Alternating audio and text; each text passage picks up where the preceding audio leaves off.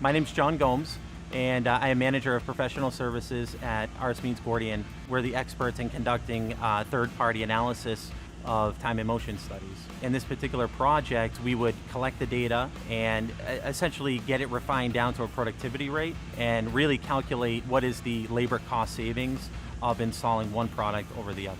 Today we're here at the Home Innovations Research Lab just outside Washington, D.C. and we're comparing our SmartSide products with fiber cement, both in the ease of install, waste factors, as well as overall appearance and aesthetics. LP SmartSide, being a naturally wood-based product, is much easier to cut and cuts just like natural wood.